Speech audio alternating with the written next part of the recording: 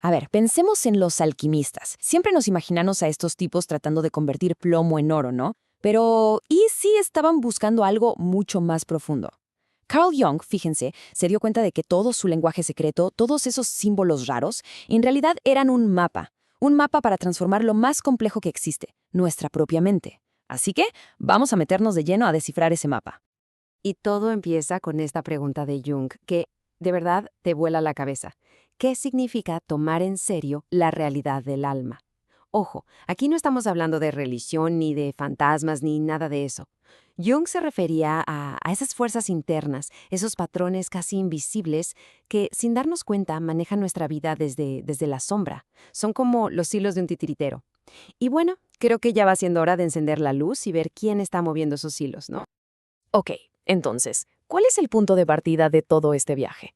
Pues, como casi siempre en la vida, un problema. Y es un problema que creo muchos hemos sentido.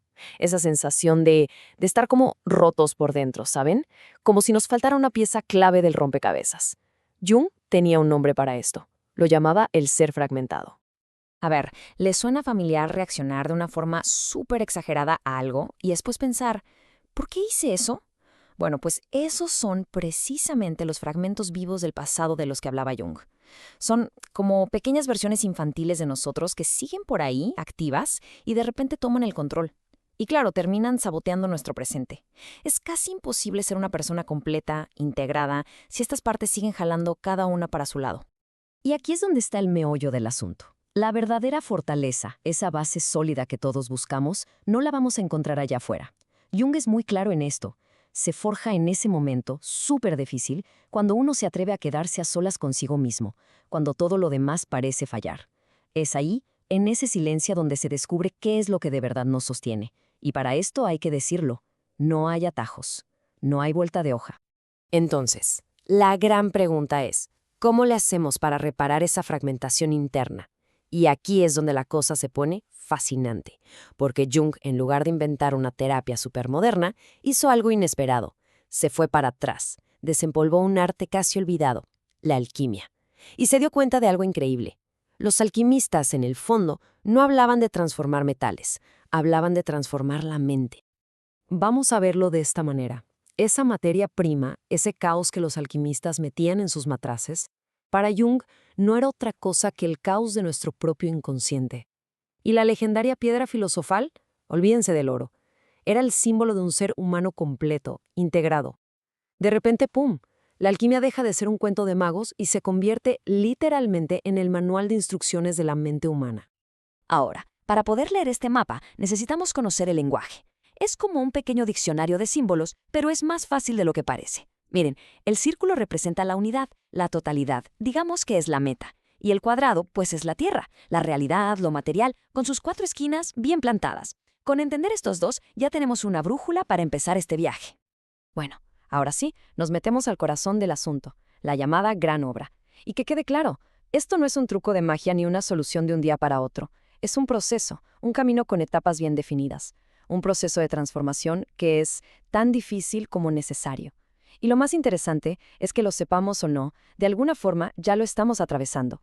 Pero ojo, aquí Jung nos lanza una advertencia bien importante. Hay una trampa muy común en la que todos caemos. Pensar que crecer es ir siempre para arriba, en línea recta.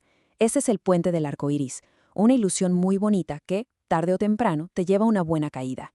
El verdadero camino, el avance real, requiere exactamente lo contrario, un descenso.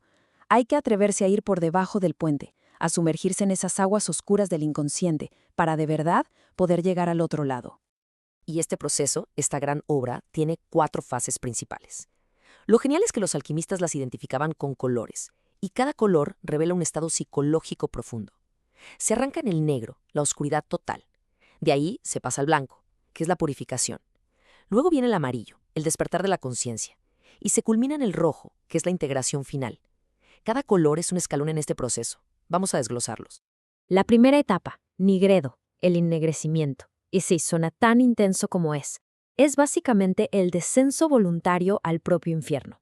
Es ese momento de honestidad brutal, donde uno tiene que enfrentarse con su propia sombra, con sus miedos, con todo eso que solemos barrar debajo de la alfombra.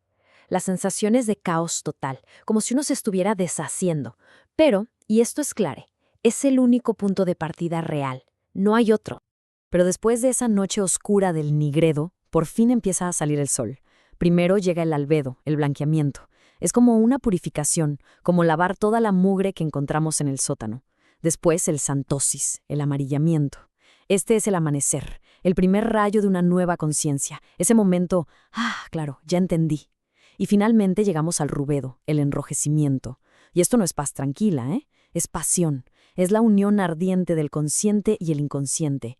La luz y la sombra dejan de pelear y por primera vez se ponen a bailar juntas. Y de ese baile surge un ser humano completo. Ok, entonces, después de pasar por todo este fuego, por este laberinto interior, ¿cuál es el premio? ¿A dónde se supone que llegamos? Pues la meta es la totalidad, la integración, y está simbolizada por dos de las imágenes más potentes que ha creado la humanidad. Y esto es fundamental. La meta de la alquimia nunca fue la perfección, era la completitud. Son dos cosas muy distintas. La piedra filosofal no es un objeto mágico, es uno mismo, pero integrado.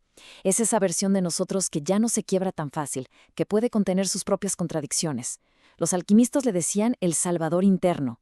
En palabras simples, es el poder de ser quien uno es, sin miedo y sin estar roto por dentro. Y si la piedra filosofal es la sensación de estar completo, el mandala es, digamos, la foto de ese momento. Es el plano arquitectónico del alma cuando por fin encuentra su equilibrio.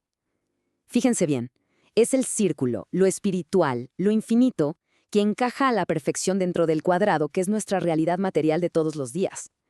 Es la imagen perfecta del universo interior cuando finalmente se pone en orden. Esta frase de un texto alquímico antiguo es que lo resume todo de una forma magistral. Haz con el hombre y la mujer un círculo. O sea, une los opuestos, lo masculino y lo femenino dentro de ti, para crear esa totalidad, el círculo. El mensaje no puede ser más claro. La meta, esa piedra filosofal, se consigue cuando se logra la unidad. Es, básicamente, la fórmula secreta para la integración del ser. Ok, ya sé. Mucho símbolo, mucho círculo, mucho cuadrado. Pero a ver, ¿de qué nos sirve todo esto cuando tenemos que pagar la renta o lidiar con el jefe? Y esa es la mejor parte. Es justo aquí donde este mapa, que parece tan antiguo y esotérico, se convierte en una herramienta súper práctica para la vida de hoy. A ver, la idea no es que salgamos de aquí a montar un laboratorio en el sótano. Para nada. Se trata de usar estas ideas como un GPS para nuestro mundo interior. La alquimia nos da un lenguaje para ponerle nombre a lo que nos pasa, para entender por qué a veces nos saboteamos o por qué caemos una y otra vez en los mismos patrones. Y ya en la práctica, ¿cómo se ve esto? Pues miren, es oro molido. Primero, significa dejar de tenerle pánico a nuestro lado oscuro y en vez de eso, empezar a platicar con él. Significa que la próxima vez que llegue una crisis, en lugar de pensar que es el fin del mundo, podemos verla como lo que es, el nigredo, el inicio necesario de una transformación. Se trata al final de tomar las piedras muertas de la vida, los fracasos, los errores, los traumas, y convertirlas en la piedra filosofal de nuestra propia sabiduría. Y creo que todo este viaje se puede resumir en una sola frase de Jung, que es brutalmente honesta. Solo el necio se interesa por la culpa de los demás. Al final, todo el proceso alquímico es una invitación radical a dejar de apuntar el dedo hacia afuera y por una vez atrevernos a excavar adentro. Porque la respuesta a la gran pregunta, a la pregunta sobre nuestro propio destino, esa no la vamos a encontrar en ningún otro lado.